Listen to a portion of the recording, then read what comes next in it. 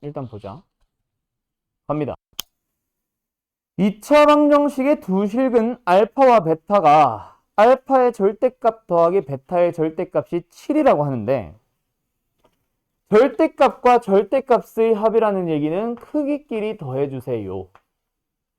근데 알파가 양수야 베타가 양수야 뭐야 어떠해? 전혀 모르는 상황입니다. 하지만 확실히 알고 있는 거는 뭐? 1차항의 개수에 의해서 두 근의 합이 뭐다? 1차항의 개수 부호 반대로 하라고 했었죠. 기억나요? 2차 방정식의 근과 개수의 관계, ax제곱에 플러스 bx 플러스 c는 0이라고 할 때 두 근을 알파와 베타라고 한다면 알파와 베타의 합은 뭐다? 마이너스 a분의 b, 알파 곱하기 베타는 뭐다? a분의 c. 그거를 가지고 지금 쓴 거지. 근데 잘 봐. 합이 마이너스 3인데 절대값의, 이거 왜 베타 왜 써놨냐? 절대값의 합이 7이다. 어때? 일단 크기가 다른 상황이다. 그치? 그러면 여기서 만약에 이거는 너희들 머릿속에서 원래 흘러와야 되는 거야. 만약에 알파와 베타가 모두 다 양수였다면 얘 자체가 양수였겠지. 이건 말이 안 되지. 둘 다 음수거나 둘 중 하나는 음수겠지. 그래서 하나가 음수인지 두 개가 음수인지 모르니까 일단 두 개가 음수라고 생각해 본 거야.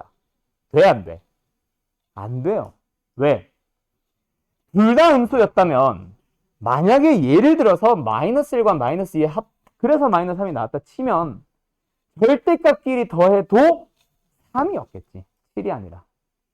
그치? 크기 자체가 달라졌다는 말은 음수도 된다 안 된다? 안 된다는 걸 너희들이 찾아오는 거야. 그래서 결론은 뭐밖에 안 된다? 둘 중 하나는 양수, 둘 중 하나는 음수. 그러니까 뭐가 양수고 뭐가 음수인지 모르니까 그냥 가정을 해놔. 어차피 바뀌어도 답은 상관없으니까. 그래서 나는 일단 알파가 양수라고 하고 베타가 음수라고 해볼게. 그러면 알파와 베타의 합이 마이너스 3. 여기서는 알파는 양수니까 절대값 그냥 꺼내주면 되고 베타는 음수니까 마이너스 붙여서 꺼내주면은 이렇게 나오는 거지. 그러면 이제 이 두 녀석을 뭐 해주면 되잖아? 연립해주면 되잖아. 연립을 할 때 둘이 더해요. 2알파는 4, 알파는 2. 둘이 빼요. 2베타는 마이너스 10, 베타는 마이너스 5. 그렇게 알파 베타 나오잖아. 그럼 선생님, 만약에 알파가 음수고 베타가 양수면요? 둘이 거꾸로 나왔겠지 뭐. 알았음? 그러면 이제 이거 가지고 뭐 한다? K를 구한다? 아, K가 뭐였어? 누구니? 곱이니까 마이너스 5와 2든 거꾸로 돼서 2와 마이너스 5든 어쨌든 곱하면 K. K 얼마야? 마이너스 10. 됐니? 됐죠? 끝. 다음, 유형 17번으로 가볼 건데 우리가 교재가 RPM 맞지? 주교재. 유형 17번 가보자. 자, 요 문제 별표 치세요. 466은 더디지.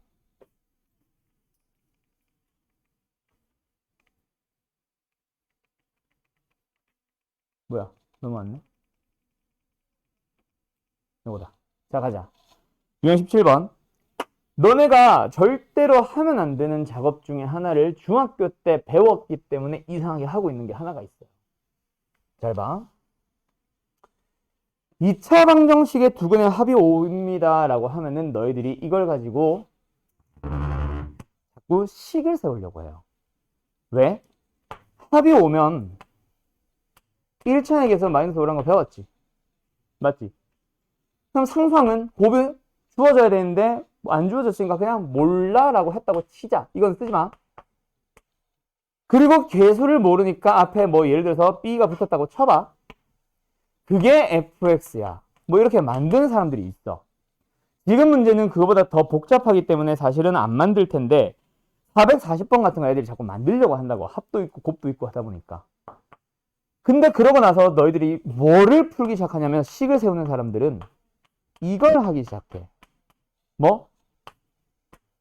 x 대신에 막 3x 플러스 1을 쓰고 앉았어요. 왜? 중학교 때 이렇게 배웠어, 너네가. 중학교 때는 이게 모범 답안입니다. 물론 근각계수행 관계는 모르니까 이거보다 훨씬 더 쉬운 문제에서 이렇게 풀었었던 거야, 너네가. 그러고 나서 이걸 전개를 하고 있다고요, 막. 그리고 또 근각계수행을 쓰러가요. 그거 하지 마세요.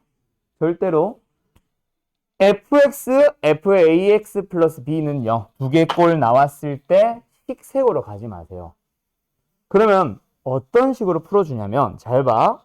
요거를 풀기 위해서 다른 얘기 잠깐만 하고 오자면, 자, fx는 0이 있어. 어떤 문제 안에. 여기에서 만약에 한 근이 1이라고 줬다고 치자. 그럼 근이 1이기 때문에 뭐가 성립하니? f1은 0이 성립하겠지. 자, 그러면 하나 더 질문 바꿔볼게. 그 문제 안에서 똑같은 f를 가지고 만약에 fy라고 줬어. 그래도 그는 뭐겠어? y는 1이겠지. 만약에 f 안에 a를 썼다. 그 능령이 되도록 하는 a를 찾아보래. 그래도 a는 뭐겠어? 1이겠지. f 안에 어떤 것들이 들어가든 걔가 1인 거는 명확한 거야. 왜? fx는 0은 방정식의 근이 1이라는 걸 줬기 때문에 이제 이 문제 안에서는 f 안에 1 넣으면 0 되는 건 명확하거든. 그래서 무조건 f 속에 1을 넣도록 하려고 하는 게 이게 근이 될 거야.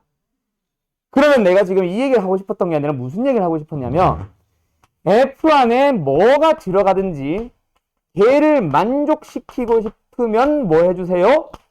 f 안에 1 들어가게 해주면 된다는 얘기야. 근데 만약에 그 안에 x-1이 들어갔다. 그럼 x는 뭐겠어? 2가 되는 거지. f 안에 만약에 2x 플러스 1이 들어갔어. 그래도 만족시키고 싶어? f 안에는 뭐가 들어가면 돼? 1 들어가면 되는 거야. 그럼 x는 뭐겠어? 0이겠지. 이런 식으로 찾아가는 거야. 그럼 저기로 다시 돌아가 보자. 주어져 있는 방정식은 fx는 0이고 2차 방정식이다 보니 만족하는 x값은 알파랑 베타 두 개가 있을 거예요. 그때 잠깐 다른 얘기로 알파 베타의 합이 5라고 하는데 그거는 잠깐 무시하고 또 다른 방정식을 줍니다. 만약에 fx-1이라고 해도 f 속에는 결국 뭐가 들어가야 된다? 알파, 베타가 들어가는 거야. 또 다른 식 f에 2x-1이 들어갔다고 하더라도 f 속에는 알파, 베타가 들어가면 돼. f 안에는. 그러면 지금처럼 3x 플러스 1이 들어가도 f 속에는 통째로 얘가 뭐? 알파고 베타면 된다는 얘기야. 이 문제 안에는. 그런데 우리가 근이라고 하는 녀석은 누구를 근이라고 해? 알파니? 아니지. x를 읽어주니까 x-1이 알파가 되도록 하는 x는 알파 플러스 1. x-1이 베타가 되도록 하는 x는 베타 플러스 1. 얘네들이 근이 되는 거야. 그러면 누구도? 얘도 마찬가지. 근을 찾아주세요 하면은 뭐야? 2x-1이 알파가 되도록 하는, 즉 x는 마이너스 1 알파 마이너스 1 넘어가고 2 나눠주면 2분의 알파 플러스 1이 되는 거고 2분의 베타 플러스 1이 되는 거야. 이게 근이요. 그럼 지금 문제에서는 얘네가 알파가 되도록 하는 x값이 근이겠지. 뭐야? 알파 마이너스 1분의 3 분해가 아니라 나누기 3 베타 마이너스 1 나누기 3 얘네들이 근이 되는 거고 그런 문제에서 합을 구해주세요 라고 하면은 얘네들의 합을 구하면 되는 거야. 그때 3분의 분자끼리 통분되어 있으니까 분자끼리 더해주면 되죠. 알파 플러스 베타 마이너스 2 그래서 알파 플러스 베타의 5를 여기다 집어넣어주면 답은 1 이렇게 푸는 겁니다. 알았죠? 요렇게 푸는 게 고등부의 모범 답안이에요. 할 수 있겠음? 결국 F라는 거는 변화 없고 F라는 거 속에 통째로 알파 베타가 들어가자. 알파 베타가 들어가자. 왜? 문제에서 아까 X만 있었을 때 X가 알파. 즉 F 속에 있는 게 통째로 알파면 성립한다라고 보여줬기 때문에. 알았어? 지금 문제에서는 요 두 개는 필요 없지. 다음의 식이 뭐가 들어가든 상관없다라는 얘기야. 알았죠? 그러면 누구 하나 더? 그 밑에 440번 하나 더 해볼까? 상이니까. 얘도 똑같아. 처음에 주어지기를 2차 방식 fx는 0이라는 거에 근이 알파 베타라고 했으니까 들어가면 성립하는 게 알파 베타. f 속의 통째로. 그런데 이번 문제에서는 두 번째 식이 뭐라고 돼 있어? f 2x 플러스 5가 들어가 있지? 그래도 성립하도록 하려면은 f 속에는 통째로 얘가 알파거나 얘가 통째로 베타 값이 나오도록 하는 x가 있으면 돼. 그거를 우리는 근이라고 부를 거야. 누구? x 값을. 그래서 2x 플러스 5가 알파 되도록 하는 x 찾아보면 넘어가면은 뭐야? 알파 마이너스 5 나누기 2죠. 2x 플러스 5가 베타가 되도록 한다. 는 베타다. 5 넘어가고 2 나눠주면 베타 마이너스 5 나누기 2죠. 그리고 마지막에 뭐 하라고 하고 있어? 두 근의 곱을 구하라고 하고 있으니까 얘네들끼리 뭐 하면 되겠네? 곱해보면 되겠네. 맞지? 그럼 곱해보자. 뭐예요? 4분의 분모끼리 곱, 분자끼리 곱, 알파 베타. 마이너스 5로 묶었을 때 알파 플러스 베타. 플러스 25. 되었니? 끝. 그러면 이제 이거 값을 위에 나와 있는 거 대입해주면 되겠죠. 알파 곱하기 베타 마이너스 4. 알파 플러스 베타 3. 뭐야, 분수네? 아니네? 맞네? 답 뭐예요? 4분의 6. 2분의 3이 되겠지. 대현이 이름쌤 알겠음? 요렇게 가는 겁니다. 할 수 있겠죠? 비슷한 문제가 있나?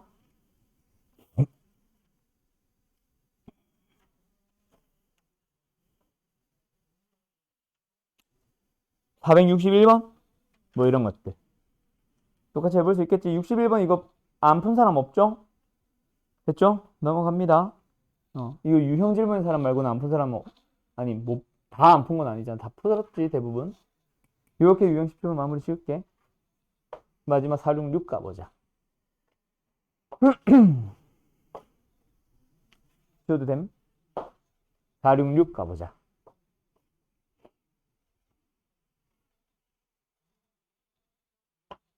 가자.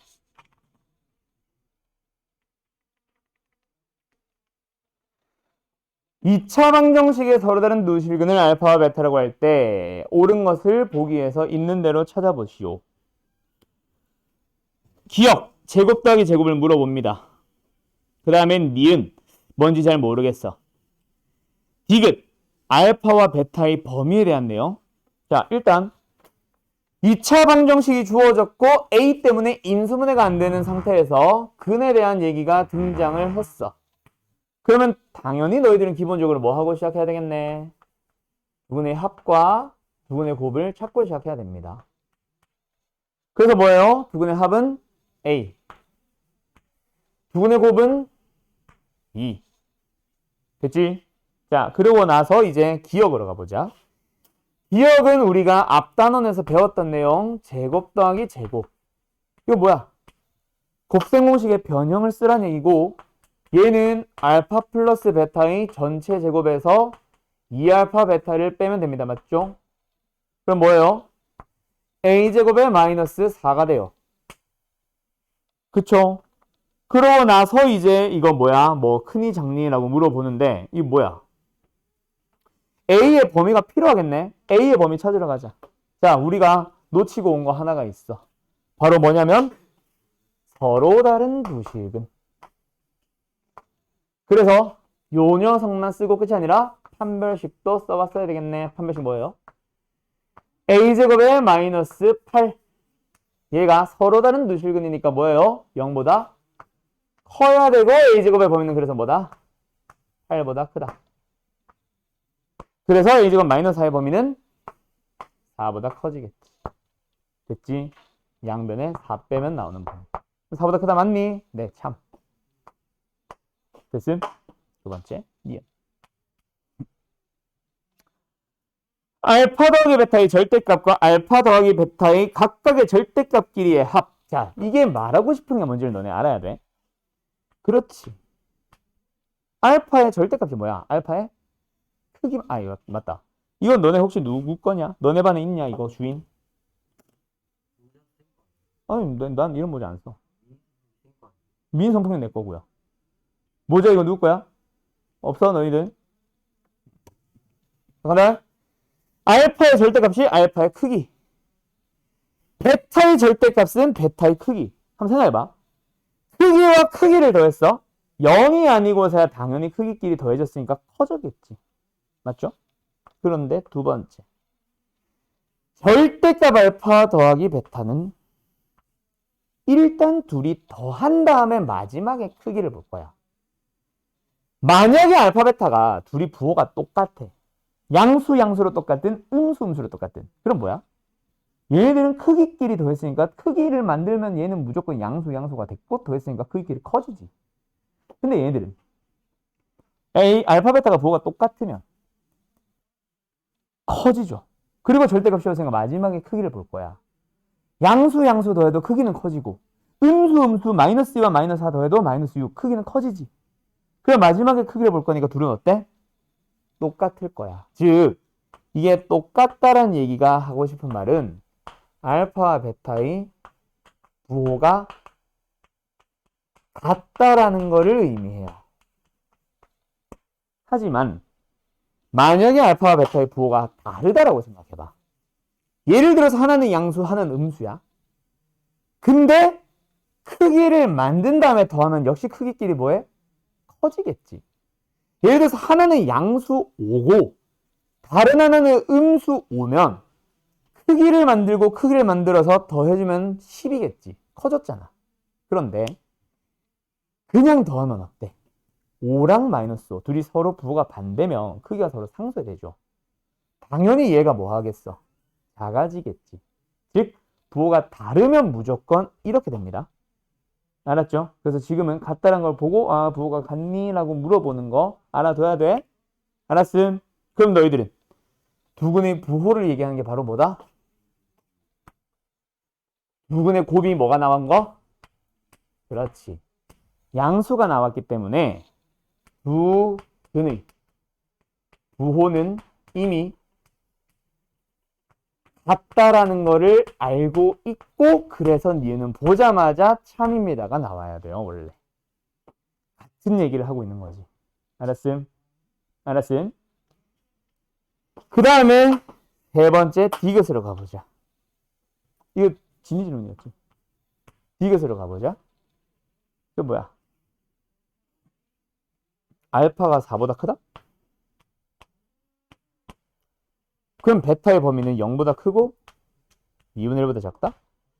얘가 양근이기 때문에 양근이 돼야 되는 거는 아까 말했듯이 두근의 부호가 같다는 거에서 해결됐으니 얘는 해결했다 치고 누구만 좀 보러 가자? 얘만 좀 보러 가자. 베타가 2분의 1보다 작다라는 거 요거 하나만 판단을 해주시면 됩니다. 맞죠? 이거 어떻게 판단할래? 알파 곱하기 베타가 뭐니까? 2니까. 알파 곱하기 베타가 2니까. 그걸로 뭐? 네? 네.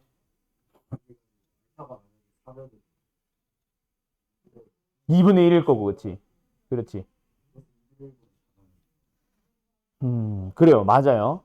알파가 4보다 크기 때문에 요 녀석을 만족을 하면은 베타는 뭐야? 알파분의 2가 되지. 그치? 다시 좀 지울게. 이거는 우리 근각계수관계에서 이걸 찾아온 녀석이고 이 녀석에 의해서 베타를 보고 싶어. 나는 베타의 범위가 궁금한 거잖아. 그치? 얘가 이게 맞니라는 건 베타의 범위가 궁금한 거니까 베타 는으로 가보자. 그럼 뭐야? 알파분의 2가 돼요. 맞죠? 그럼 너희들은 지금 알파의 범위를 보아하니 어때? 4보다 컸거든. 알파가 4보다 크다면 알파분의 1의 범위는 역수를 가지고 부등호 방향 거꾸로 가주셔야 됩니다. 알았죠? 얘도 역수, 부등호 방향 역수. 요거는 중학교 때 배우는 거. 그래서 알파분의 1의 범위가 4분의 1보다 작아. 그럼 얘는 2배 했으니까 2분의 1보다 작은 거 명확하지. 그리고 또 하나 기본 상식.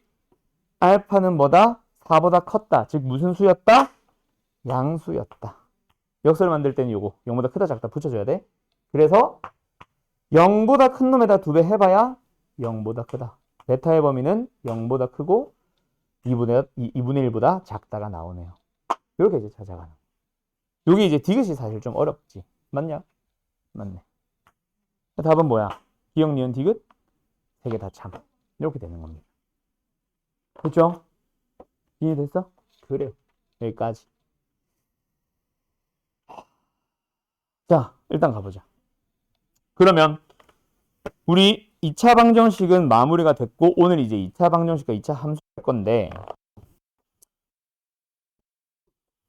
요쪽 단원을 이제 너희들이 재민이도 그렇고 저기 누구냐? 처음이었나? 수학상? 자, 배워온 사람들은 요 녀석을 내가 설명하는 방식이랑 좀 많이 다르게 배울 겁니다. 자, 그래서 잠깐 다들 펜을 좀 내려놓고요. 내 말을 좀 잘 들어봤으면 좋겠어. 일단 필기 시간 얘는 무조건 따로 줄 겁니다. 알았죠? 그래서 가볍게 너희들이 좀 들어보면서 이해하면서 따라왔으면 좋겠음.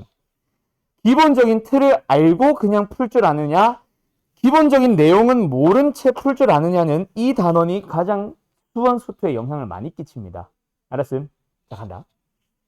지금 단원은 2차 방정식과 2차 함수의 관계인데 조금 더 넓게 너희들이 수원 수투에서 사용할 수 있도록 이번 단원을 나는 뭐라고 설명할 거냐면 함수와 방정식과 부등식의 관계라고 해서 이름을 붙여둘 거고 부등식은 지금 하는 건 아니고 그 다음 단원에서 할 얘기입니다.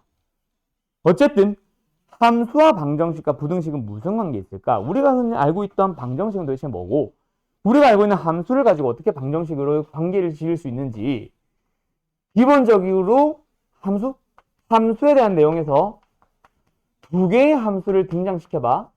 y는 fx라는 함수가 있고 y는 gx라는 함수가 있어. 재민아, 두 함수에 대해서 만약에 너한테 교점을 구해볼래요? 라고 물어봤다고 생각을 해봐. 그럼 너는 어떻게 풀래? 교점을 구하라고 했으니까 뭐 하겠니?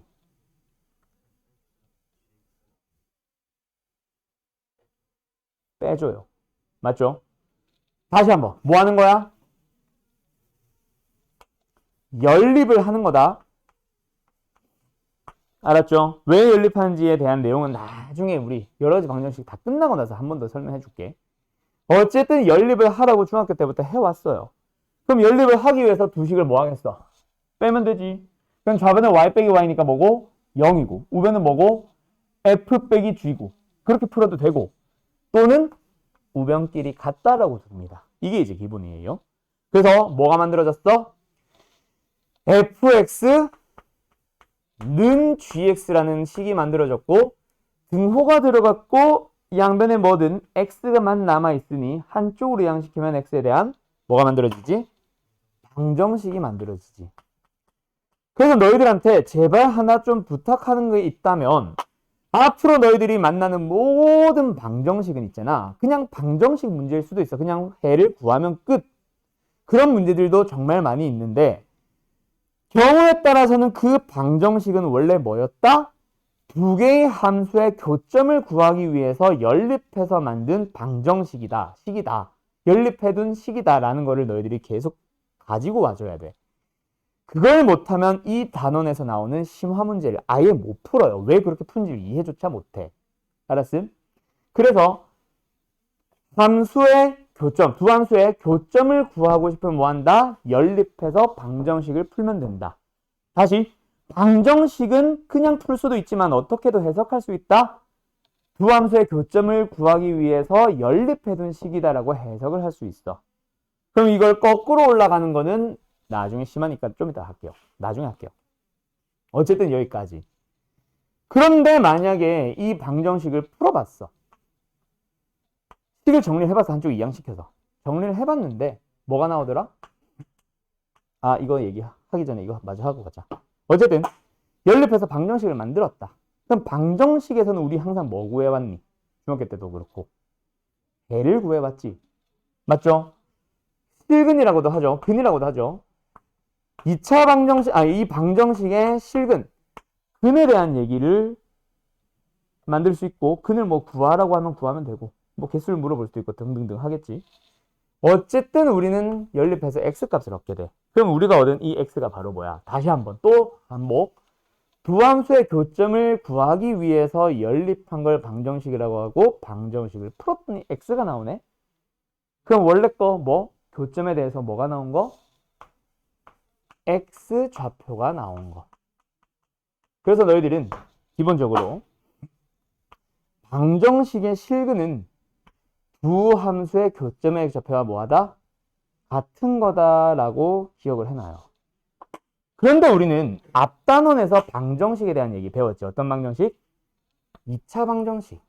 그래서 이 함수가 뭐든지 간에 fx가 어떤 함수든 gx가 어떤 함수든지 간에 교점을 구하라고 해서 연립을 했고 연립을 해서 방정식을 얻었는데 만약에 그 방정식이 뭐이기만 하면 2차 방정식이기만 하면은 우리 앞 단원에서 배웠던 뭘 구하라고 하면 근을 구하라고 하면 인수분해를 하거나 근의 공식을 써왔지.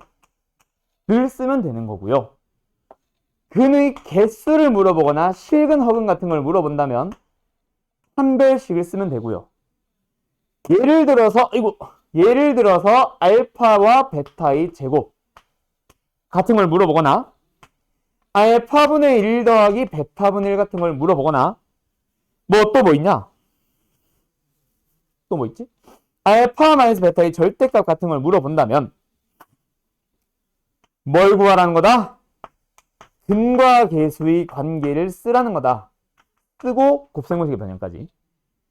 그 다음 마지막 혈내근까지 나왔던 그 내용 배웠지. 맞죠? 그 네 가지를 쓰면 됩니다. 다시 한번 마지막 마무리. 우리는 문제를 만나기를 두 함수의 교점을 구하라는 문제를 만났어.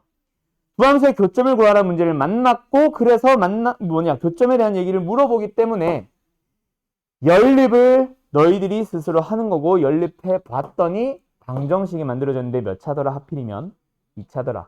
이 함수의 생김새가 뭐든지 간에 2차가 나오기만 하면은 이거 네 가지를 사용해서 푸시면 되는 거예요. 알았나요? 오케이?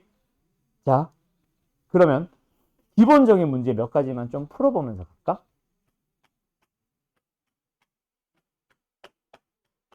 자, 예를 들어서 이거는 쉬우니까 내가 할게 그냥. 471번 같은 거 봐봐. 뭐가 나왔어? 2차 함수 나왔죠? 2차 함수 와. x축. x축을 우리 식으로 뭐라 불러? y는 0. 이라는 함수에 여기다 쓸게. 이라는 함수에 뭐에 대한 얘기? 교점 나왔잖아. 교점이 나왔잖아. 거기에서 교점의 좌표를 물어보든 개수를 물어보든 뭘 물어보든 어쨌든 교점에 대한 얘기 나왔잖아. 뭐 하러 가야겠네? 둘이 연립해주면 되고 연립은 y는이기 때문에 우변끼리 같다라고 두는 겁니다. 교점을 구하라고 했으니 뭐 한다? 연립을 했다.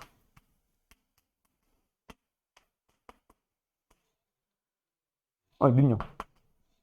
방정식이 나왔네. 몇 차 방정식이야? 2차 방정식이야. 그런데 여기서 교점을 구하세요 였다면 x값을 구했겠지만 지금 뭘 물어봤어? 교점의 개수를 물어봤으니 그럼 우리는 여기서 뭐 하면 되겠네? 실근의 개수를 구하면 되겠네. 왜 허근은 안 해요? 함수라는 거 자체는 실수 직선 두 개를 90도가 되도록 해서 만들어 놓은 좌표 평면에 그림을 그릴 수 있는 녀석을 함수라고 하잖아. 요거 자체가 하나가 실수 직선이라서 실수만 범위로 갑니다. 함수라는 내용 자체가 바로 우리는 실수의 범위이기 때문에 교점은 허근으로 얘기를 하는 게 아니에요. 무조건 실근입니다. 그래서 다시 교점의 개수를 물어봤다 뭐 하자? 실근의 개수 구하자. 근데 2차 방정식이네 뭐 하자? 판별식을 쓰자.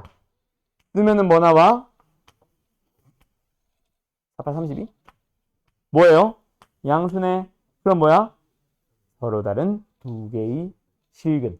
그럼 답은 서로 다른 두 교점 하면 되는 거지. 알았죠? 그렇게 나오는 거예요. 자, 그럼 밑에 몇 번? 473번 하나 풀어볼래요? 너무 쉬운데? 그리고 475번 풀어보세요. 이번에도 마찬가지 함수와 x축 똑같은 함수다 그치? 어떤 함수? y는 0이라는 함수. 자 갑니다. 그래서 이번에 473번도 함수와 또 다른 함수 y는 0에 대해서 교점에 대한 얘기가 등장을 했으니 일단 둘이 연립하러 가야 되고 연립해서 얻은 방정식을 보니까 2차 방정식이라서 이 녀석의 실근, 교점이니까 실근에 대한 얘기로 들어가면 돼. 근데 교점을 구하려고 하면은 실근을 구하면 되지만 개수를 물어보면은 실근의 개수를 판단을 하면 된다 그치?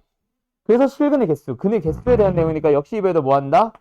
판별식을 가게 되고 판별식 써보면 뭐다? 9-20 뭐예요? 음수가 나왔네. 그럼 뭐야? 실근이 있다 없다? 실근은 없지. 서로 다른 두 허근이니까. 그럼 실근이 없다? 교점은 몇 개다?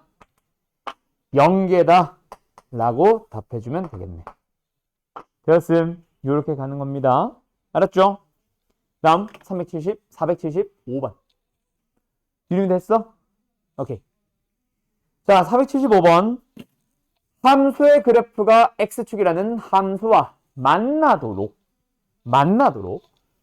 만난다 안 만난다라는 거는 결국 교점의 개수가 있다 없다 0개다 아니다에 대한 내용이니까 그치? 역시 만난다 다른 말로 교점이 있다 정도. 어쨌든 교점에 대한 얘기가 나왔으니까 두 개의 함수를 뭐 할래요? 같다라고 둘래요. 그래서 뭐야?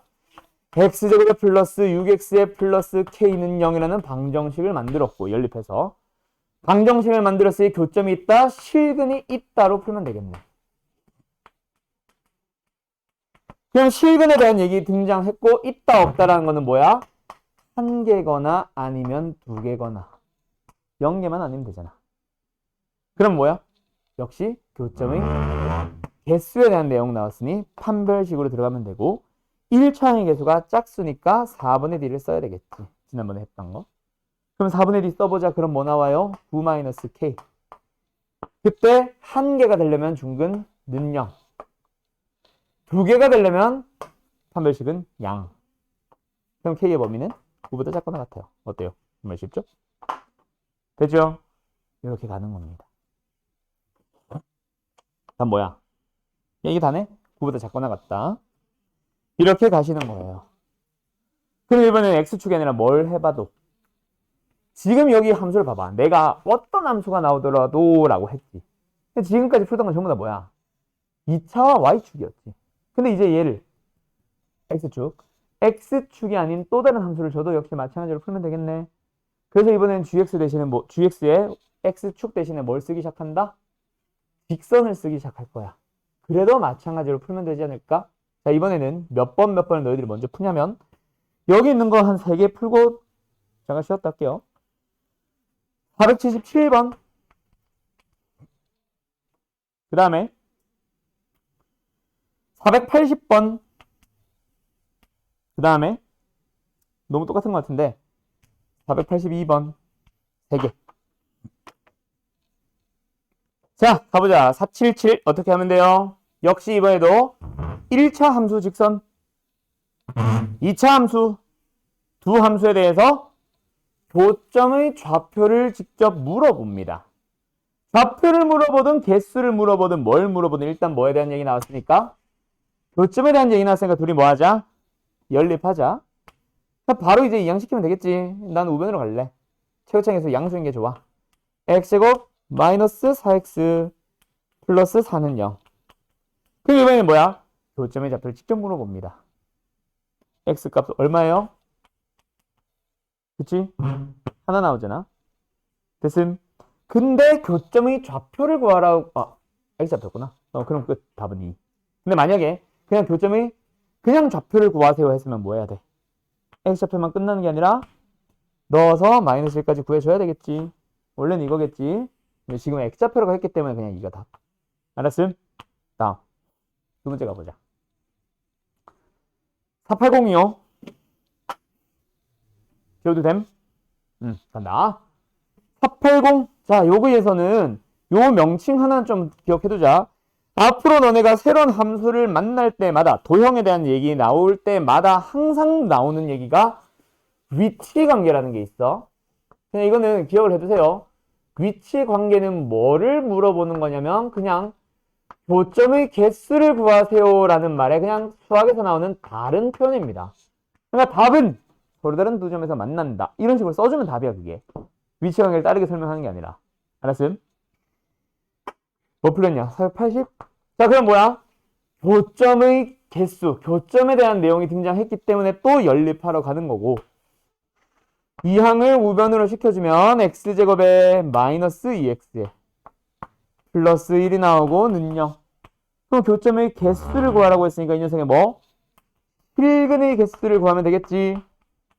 그래서 뭐 한다?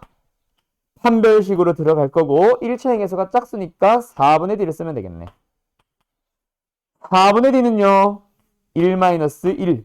뭐야? 0 나왔네. 그럼 무슨 근? 중근. 뭐라 그랬어? 한 점. 그렇지. 중근. 그럼 실근의 개수가 중근. 몇 개처럼 보이는? 한 개처럼 보이는 두 근.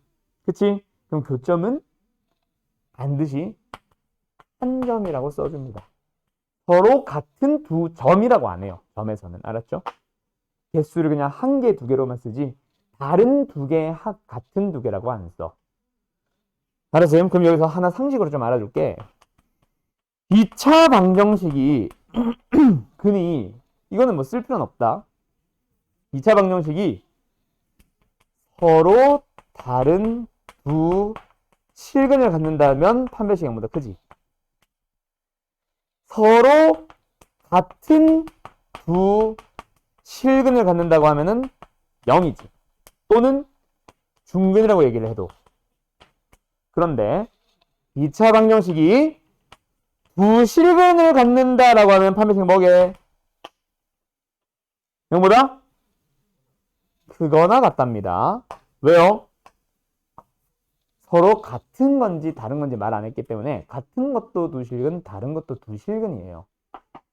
근데 함수에서 계속 만나는 내용인데 함수에서 두 그래프의 교점이 두 개라고 할 때는 진짜 다른 두 개만 두 개.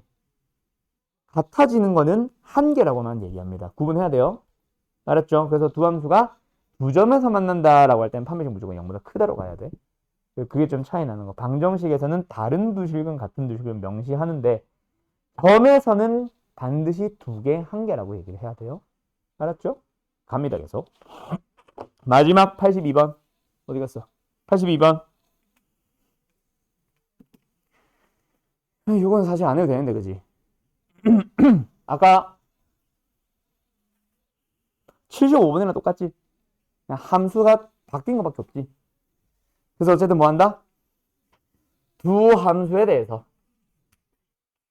만나도록이라 그랬어. 만난다는 얘기는 뭐라 그랬어? 교점이 있다 정도로만 해석하면 되죠. 그래서 어쨌든 교점에 대한 내용 등장했으니 뭐 하자? 우변끼리 같다. 연립하자. 또 음수네. 넘어가자. 2x의 제곱에 마이너스 플러스 3x의 플러스 k 플러스 1은 0. 그럼 교점에 대한 내용이 나왔으니 뭐하러 가야 되겠네? 판별식으로 하면 되겠네. 뭐? 실근이 뭐 하면 되거든? 있다 정도로만 읽으면 되거든. 판별 써보자. 뭐예요? 9 마이너스 4배 최고차항의 수 2 상수항 k 플러스 1 비지원 마이너스 4ac 순서로. 그래서 얘가 0보다 뭐 해야 돼? 커도 두 실근, 같아도 서로 같은 두 실근, 실근이 있는 거지. 끝. 정리할까? 1-8k k는 8분의 1보다 작거나 같다. 됐죠? 오케이? 여기까지. 그냥 쉬었다 합시다. 자, 가볼까? 그래서 자, 이번 단원이 결국 뭘 원하는지를 파악을 했는지 모르겠네요. 아직까지 완전 기초 내용만 하고 있는 거기는 한데, 결국 우리는 함수에 대해서 교점에 대한 뭔가를 물어보면은 연립을 할 거고 방정식을 풀 거다. 근데 이번 단원에서는 무조건 얘가 2차고 1차거나 2차고 x축일 거라서 무조건 2차 방정식이 될 걸 알고 있으니 미리 뭐 해놓자? 함수에 대해서 교점을 구한다면은 연립해서 근의 공식 쓰자. 인수분해 하자. 교점의 개수를 물어보면은 연립해서 판별식 풀자. 혈례근은 없고. 그 다음에 교점에 대해서 x좌표를 알파 두 개의 교점이 등장하는데 하나를 알파 하나를 베타라고 할 때 알파 제곱 더하기 베타 제곱 물어보면 당연히 이건 너무 기본이라서 여기에서 뭔가 하나 중요한 게 나오는데 그 녀석까지 물어보면 요 녀석을 물어보면 인수분해 근의 공식, 요 녀석을 물어보면 판별식, 혈례근은 없고 아직 안 쓴 얘를 물어보면은 근각에서 관계 쓸어가자를 다이렉트로 바로 연결시켜 놓자. 이게 이번 단원의 핵심이에요. 뭐 별건 아니지. 이거를 요로 오자라고 하는 것밖에 없거든. 알았음? 근데 그래봐야 지금은 어차피 너희들 기초 단계고 지금 단원에서는 계속해서 연립하자, 방정식 찾자, 방정식 풀기 위해서 뭐 하자, 뭐 판별식 쓰자, 뭐 근의 공식을 쓰자 이런 얘기를 계속 반복하게 될 겁니다. 그래서 처음에 등장하는 게 방정식을 그냥 냅다 바로 사용해버리는 게 아니라 일부러 그래프 얘기를 처음에 출발을 해주는 거야. 근데 애들은 자꾸 방정식만 가지고 보려고 하는 습관이 들어버리다 보니 심화 문제를 나중에 못 풀게 되고 그걸 위해서 계속 이 얘기를 해주고 있는 거거든. 그럼 예를 들어서 어떤 문제를 풀어보도록 하냐면 자, 아까 했던 거랑 너무 비슷한 거라서 조금씩 내용만 달라지는 거라서 뭐 해볼까? 이거 하나만 더 해보고 갈까? 2개 풀어보자. 이번에는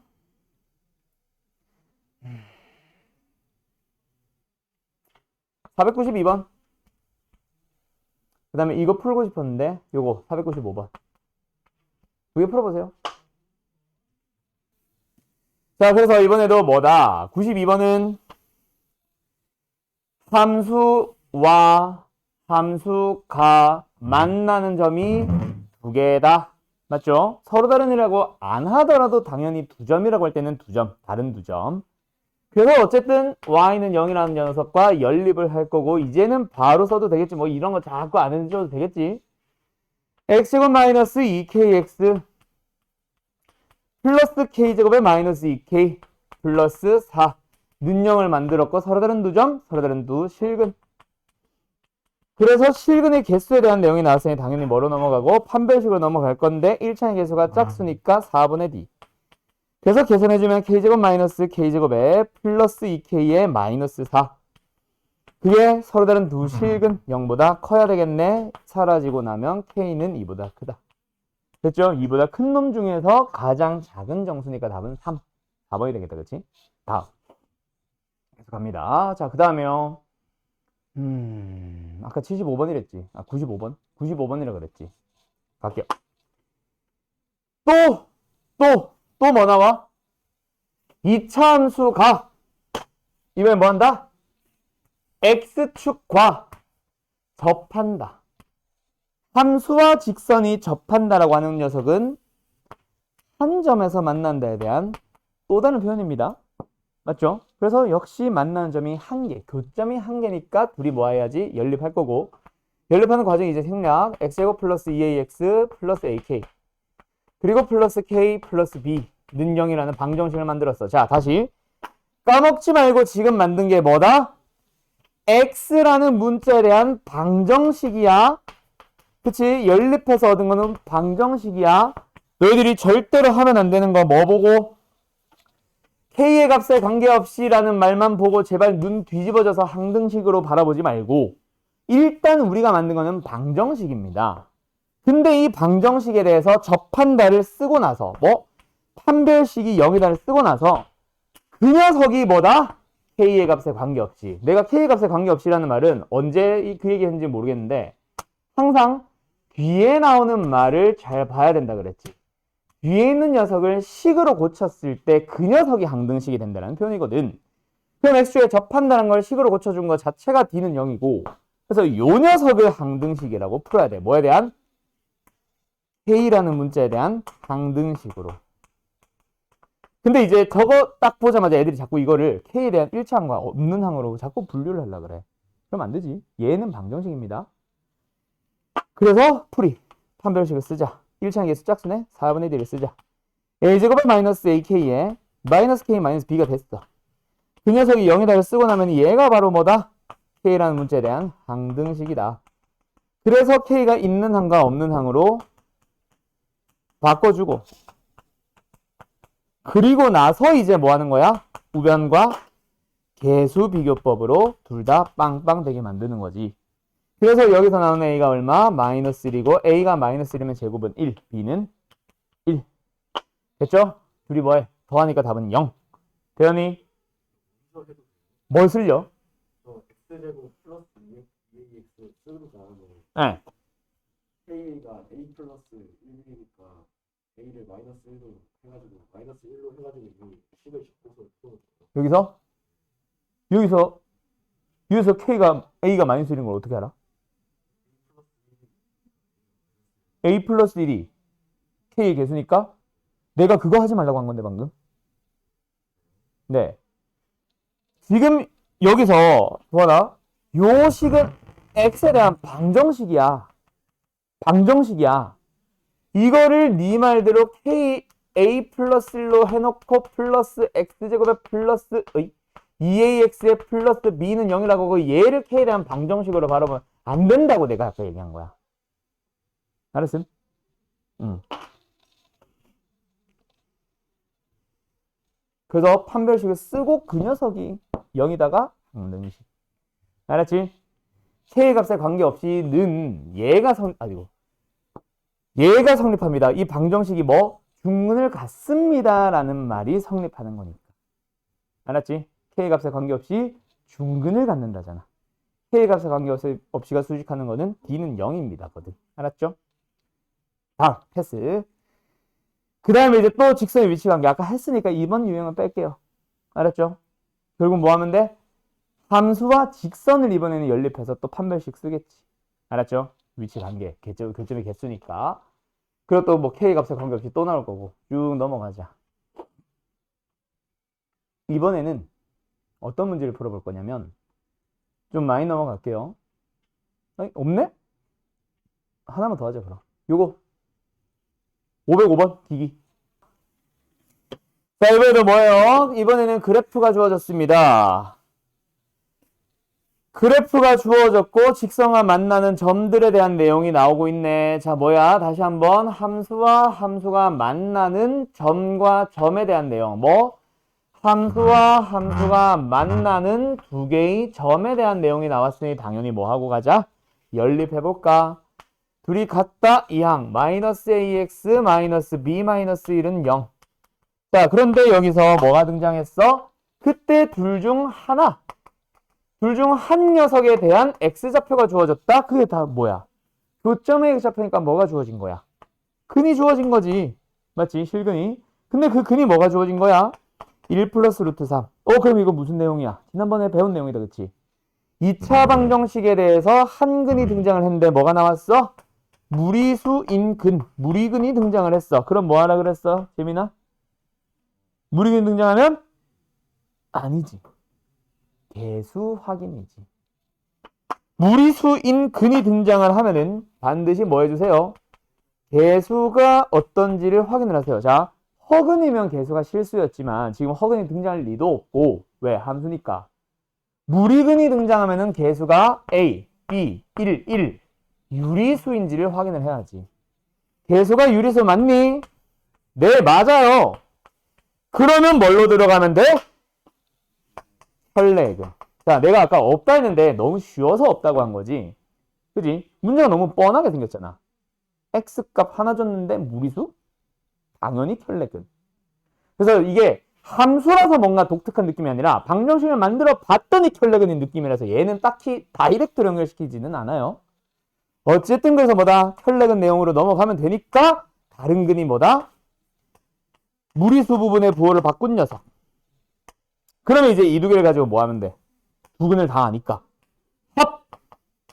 2. 1차의 개수의 부호 반대. 곱! 마이너스 2. 상수항. 마이너스 B 마이너스 1. 그래서 B는 1. 그렇게 끝이 나는 거지. 뭐야? 둘이 더하니까 답은 3번. 됐나요? 오케이? 오케이. 자, 그럼 여기서 잠깐 다른 내용 하나만 하고 보자. 원래 그게 유형이 중요해서 나오는데 여긴 없네. 없어서 내가 하나 만들어줄게. 풀어봐. 왜 없을까? 위에 있겠지 아마. 자, 갑니다. 여기다 써줄게. 밑에. 여기다 쓸까? 잘 만들어야 되는데.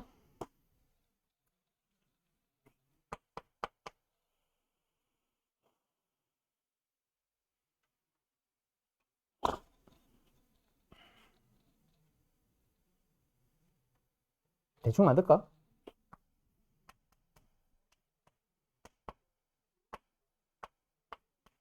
아, 대충 만들어도 되나? 뭐라는 거야? 조용히 해.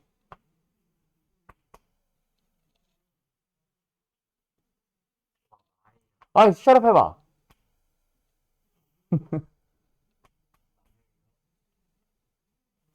K로 가자. 과! 2차 함수 와. 마이너스 3 과. Y는 X 플러스 K 가. 만나는 두 점을 A와 B라고 하자. 그때 전분 AB의 길이가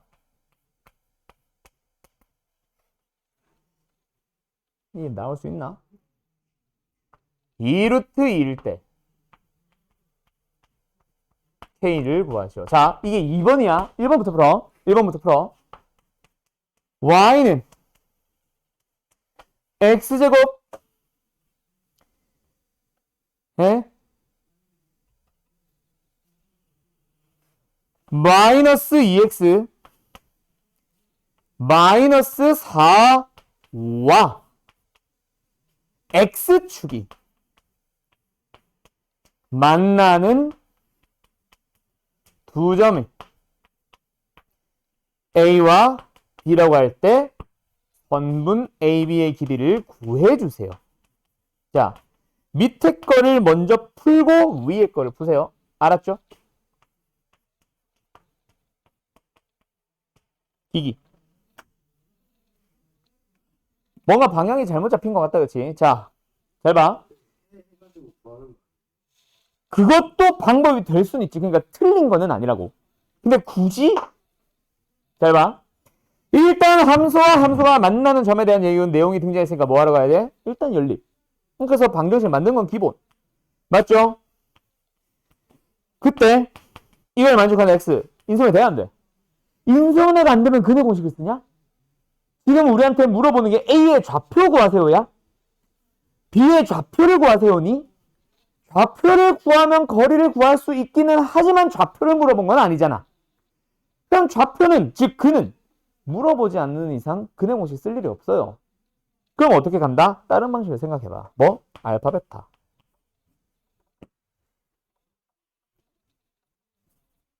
함수와 x축이 만나는 점이 AB라고 할 때 그 x좌표가 지금 알파 베타라면 거리라고 하는 거는 결국 베타 마이너스 알파의 절대값이야. 물론 지금 베타가 큰 걸 아니까 절대값 안 붙이고 보통은 알파 마이너스 베타의 절대값이라고 해놓겠지.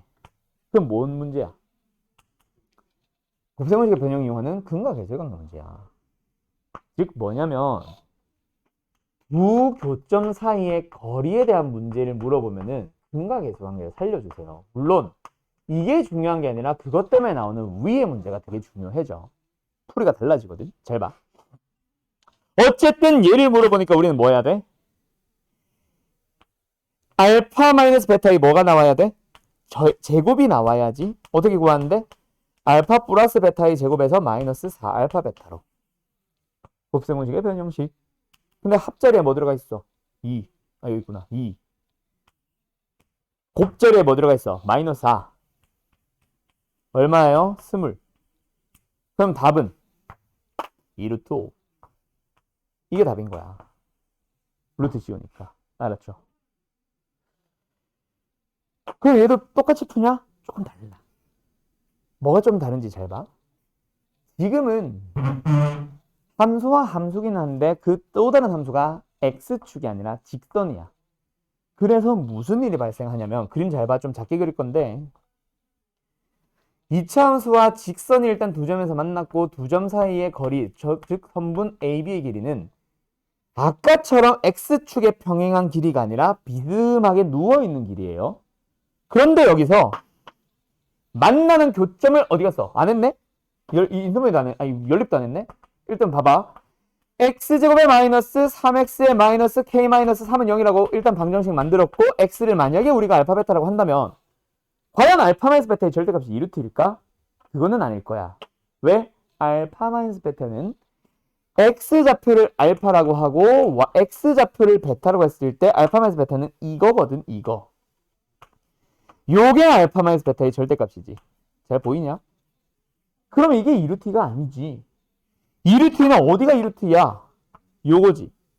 맞죠?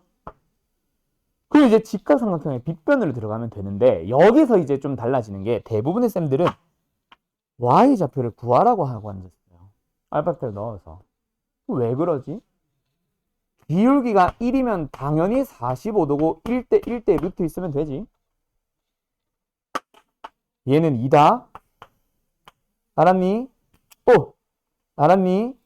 이렇게 풀어달라고. 즉 내가 강조하고 싶은 건 사실 기울기를 쓰세요고 그거 말고 사실 다른 내용이 더 중요하긴 하지. 근데 마지막 연산을 할 때도 기울기 좀 살려줘. 기울기가 1인 거는 탄젠트 45도인 거 우리 중학교 때 배웠잖아. 그치?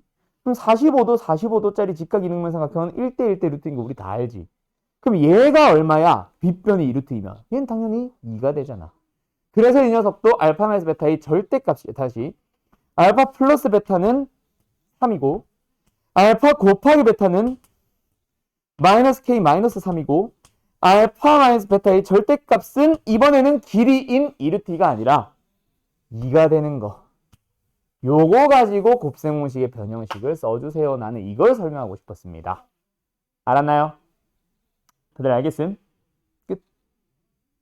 요거까지. 그러면 여기까지가 이제 함수와 방정식과 부등식에 대한 내용이었어. 어때요? 할만한가요? 오케이. 자, 아직까지 근데 이 유형에서 나오는 심화 문제는 시작도 안 했고 부등식도 아직 안 했어. 부등식은 다다음 단원 여러 가지 부등식 거기서 설명할 건데 그때 이 내용 또 가지고 올 거고 지금 단원에서도 사실은 심화 문제가 있어요. 알았죠? 근데 그거는 문제집들마다 어디에 넣는지가 좀 달라져. 원래 여기서 한번 설명하고 부등식 가서 한번 더 설명하는 문제집도 있고 지금 이 RPM이지. RPM처럼 설명 안 한 채로 뒤로 갈 수도 있고 근데 아마 내가 생각하기엔 뒤에 있을 거야. 유형업에 있을 거야. 유형업. 그래서 지금은 현재 없는 거. 좀 이따 나중에 하도록 할게. 함수 더 익숙해지면. 알았죠? 오늘은 그럼 어디까지 할 거냐면 이 기초 내용만 하고 잠깐 2차 함수 얘기하고 올게요. 이제 쉬운 거 하나 남아서 뭐 하나 남았냐면 앞으로 너희들이 정말 많은 함수들을 배워갈 겁니다. 어떤 함수? 지금은 2차 함수. 새로운 함수를 배울 때마다 항상 순서는 함수를 배우고 나면은 그래프를 그려보고, 그래프를 그려보고 나면 최대 최소를 해야 돼요. 그러고 나서 그래프가 익숙해지고 나면은 지금 하는 방부등식으로 넘어가야 되는데 2차만 순서가 뒤죽박죽이야. 왜? 중학교 때도 하고 지금도 또 하고 하다 보니까. 알았지? 그래서 원래 순서는 함수의 그래프, 우리 2차 함수 그래프 그릴 줄 알지? 그치? 그거 한 직후에 원래 예전에는 중학교 때 있었어. 요즘 너희 교육과정에서 중학교 때 없어서 그렇지. 뭐 나온다? 최대 최소. 근데 함수의 최대 최소는 무조건 뭐만 하면 된다고만 생각해요. 그래프만 그리면 됩니다. 3차함수의 최대 최소도 뭐 한다? 그래프를 그린다. 유리함수의 최대 최소도 뭐 한다? 그래프 그릴 거고, 무리함수의 최대 최소도 그래프. 그 다음에 저기 뒤에서 나오는 뭐 삼각함수의 최대 최소도 역시 그래프. 함수의 최대 최소 무조건 뭐만 해주세요? 그래프. 심지어 이렇게 쓰자. 좌표축도 필요하다 없다? 필요 없어요. 그냥 그래프의 뭐만? 개형만 간략하게 그려주세요. 개략적인 형태. 알았어? 자, 그게 바로 뭐냐면 요겁니다. 2차 함수의 최대값을 2차 함수의 최대값을 대문자 m 또 다른 2차 함수의 최소값을 소문자 m 둘 다 구해보세요. 자, 여기서 뭐만 그리면 되냐면 잘 봐. 2차 함수가 있어. 최고책에서 뭐야? 마이너스 3. 됐죠? 야, 너 쪽벌. 자, 첫 번째 2차 함수에 뭐 최대 최소를 물어봅니다. 뭐 해주세요? 그래프 그려주세요. 최고책에서 뭐야? 음수니까 엎어진다. 끝이라고. 두 번째 2차 함수의 최대 최소 물어본다. 최고차의 개수가 양수. 뭐야? 요렇게 생긴다. 끝났어. 이게 개형이야. 대신에 2차라서 좀 독특한 거 뭐 하나 좀 생각해 주세요. 축방. 알았음? 축이 어디야? 축이 어디야? 빨간 거. 축 보자마자 아냐? 얼마야? 이거 축 좀 설명하고 싶은데. 얘 축 어디야? 보자마자 아냐? x는 1인 거? 이거 보자마자 아는 사람. 걔네 아니? 아니 뭐 약간 계산을 하긴 해. 자네 도와줘. 어? 까먹었나 봐. 뭐 보자마자까지는 아니고 한 5초 정도 걸리죠. 너네 이거는 축 구할 줄 알지? 축 x 어디야? 그거랑 똑같아. 자, 최고차항의 개수를 장난을 치는 문제가 있으면은 이 정도는 암산할 수 있지. 뭘? 2로 묶는 정도의 1차항 정도는 암산 가능하지. 그때 항상 최고차항의 개수를 1로 만들어주세요. 그래서 최고차항의 개수는 묶으란 얘기야. 그때 나오는 1차항의 뭐? 절반의 부호 반대. 그게 축이에요. 너희들이 뭐 하고 있는 거? 마이너스 2a분의 b 있잖아. b. 마이너스 2a분의 b. 이게 축의 방정식이거든. 외우고 있는. 안 외우고 있나? 그때 최고차항의 개수를 1로 만들어주면은 b의 절반의 부호 반대야. 알았음? 그래서 최고차의 개수가 2, 3일 때 이걸 자꾸 쓰려고 하지 말고 그냥 묶어버리세요. 그래서 최고차의 개수를 1로 만들었을 때 1차항만 보면서 2로 나누고 부호 반대 해주면 돼. 그래서 지금 저 녀석도 아까 보자마자 내가 뭐 한 거냐면 마이너스 3으로 묶었을 때 1차항 뭐겠어? 마이너스 2지. 그지? 마이너스 2겠지. 그래서 2로 나누고 부호 반대를 해서 플러스 1 한 거고. 얘도 마찬가지. 2로 묶어주면은 1차항의 개수는 마이너스 4지. 절반의 부호 반대, 2 나누고 부호 반대 해서 2가 되는 겁니다. 알았나요? 어쨌든 최대값 어디서 나온다? 이제 너희들이 눈으로 보고 있잖아. 1 넣었을 때 제일 높은 애. 1 넣어주세요. 10. 최소값 눈으로 보고 있네. 제일 작은 값 여기서 나오지. 2 넣어주면 어디 갔어? 2 넣어주면 뭐 나와요? 마이너스 3. 끝이에요. 이거를 절대로 하면 안 되는 거. 재민이 어떻게 배웠는지 모르겠는데 앞으로 너네 이런 얘기 많이 들을 거야. 자, 이참수의 최대 최소를 그려보고 구해보고 싶어. 뭐 해야 돼? 하면은 개념을 이런데 RPM 이런데 보면은 뭐라 정리되어 있냐면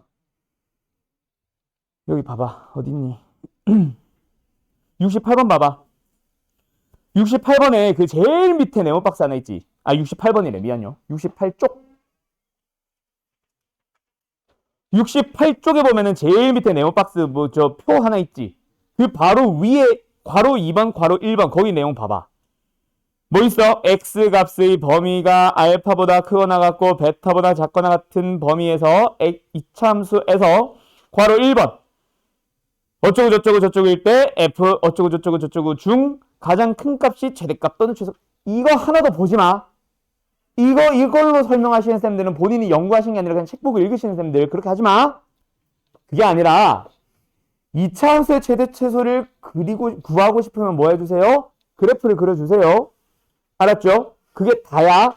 근데 지금 그 2번에서 설명하고 싶은 거는 x의 범위가 주어지면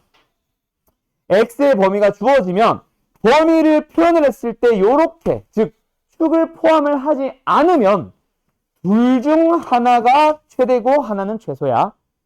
근데 범위를 표현했을 때 축을 포함을 하면 축에서 반드시 최대 또는 최소가 나오고 주간 양끝값 중 하나가 최대값이 나온 걸 너희들이 눈으로 보면 되는데 그거를 얘가 정리를 해놨을 뿐인 거야.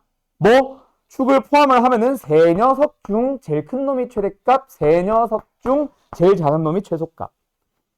역시 이번에도 축을 만약에 포함한다 치면 세 녀석 중에서 제일 큰 놈이 최대값, 제일 작은 놈이 최소값. 그게 지금 그 괄호 1번이에요. P가 알파, 베타 사이일 때. 왜 이러는데? 그림 그리면 되는데. 알았음? 그냥 최대 최소를 구해주세요. 뭐 해주세요? 그래프 그리세요. 이걸로만 끝내세요. 알았지? 그래서 이게 번역이 잘못된 거라고 해야 되나? 뭐라고 해야 되나? 우리나라에서 이제 제일 좀 교과서처럼 쓰이는 교재가 수학의 정석 있지. 수학의 정석 보면은 지금 이 내용을 빨간색 네모박스로 정리를 해놓고 기본 정석이라면서 외우라는 식으로 쫙 표시를 해놨어. 그게 문제였던 것 같아. 내 느낌은 그냥. 그거를 그냥 옮겨놓다 보니 정석이 대표적이었다 보니. 근데 그 바로 위에 문장에 뭐라 돼 있냐면 그래프를 그리면 알 수 있다. 이것을 정리하면 다음과 같다. 그러면 뭐야? 그래프 그리면 알 수 있으니까 그래프 그리란 얘기 아니야? 근데 그 빨간 네모박스 위에 있다 보니까 그걸 안 하고 얘만 복사 붙여넣기 한 거지. 그러니까 정리된 거를 보고 있는 거야. 그리면 알 수 있는데. 알았음? 외우지 말고 그리세요. 알았죠? 그래서 오늘은 2차 함수와 2차 방정식의 관계 쪽 문제 싹 다랑 몇 개 안 돼. 지금 심화문제는 유형 업에 다 빠져 있어서. 그리고 최대 최소를 가지고 풀 수 있는 문제 기초 유형들만 몇 개 좀 내줄게요. 알았죠? 거기까지 숙제하는 걸로 갑시다. 알았음? 네. 잘 가요.